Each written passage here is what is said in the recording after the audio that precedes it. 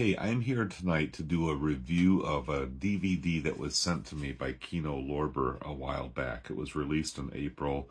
You can watch these films on their Kino Now streaming service as well. The films are Woodcutters of the Deep South from 1973, directed and produced by Lionel Rogosin, and Working Together, that was released last year, 2022, by his son Michael Rogosin.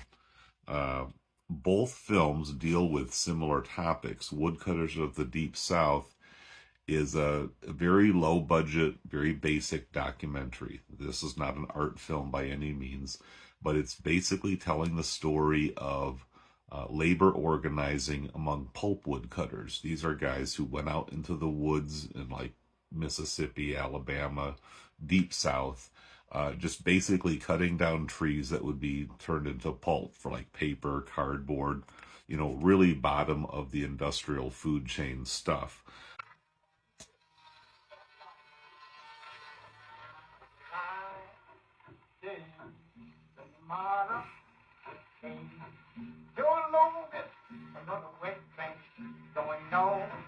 Get your money, boy.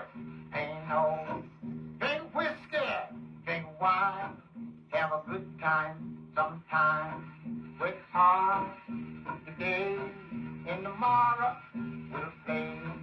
Don't know it, the runaway train going no. Get your money, boy. Ain't no Evelina and a daughter had a ride on the water line today. Tomorrow we'll play. Got your rabbit, got your bear. I want your hippie to get the hair. I got a head, I got a good job at the last. And these guys risked a lot. They're working in very rough conditions, hot, humid, working with saws, very unsafe equipment.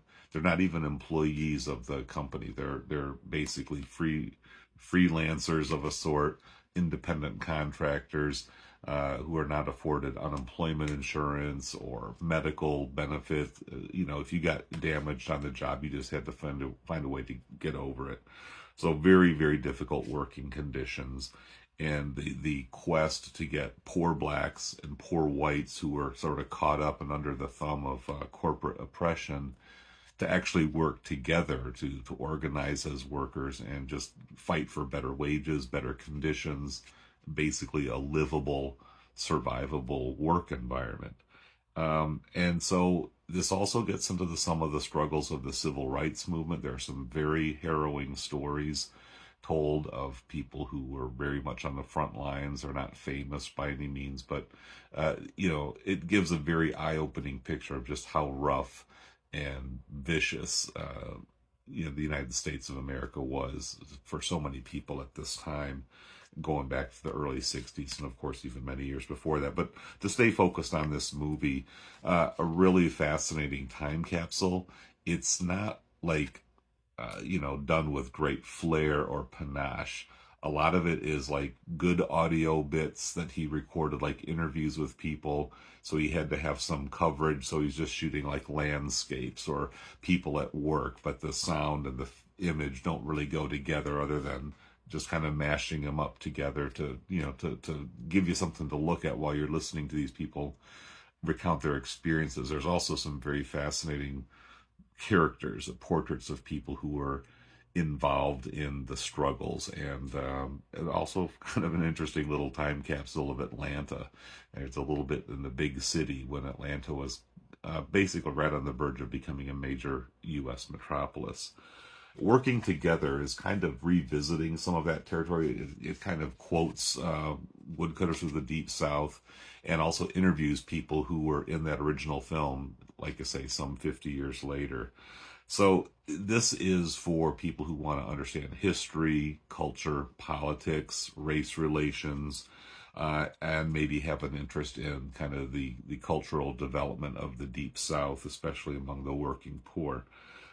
So nothing fancy, nothing that's going to artistically expand your horizons, but it does kind of confront you with the reality of actual people's lives.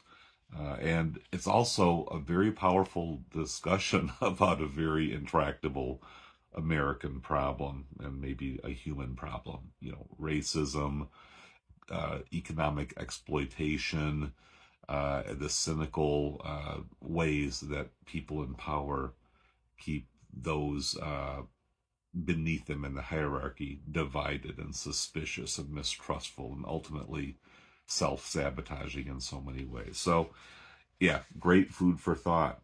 Uh, I'll be back with another review soon of another pair of films along a similar line of intractable problems. Arab-Israeli dialogue and imagining peace.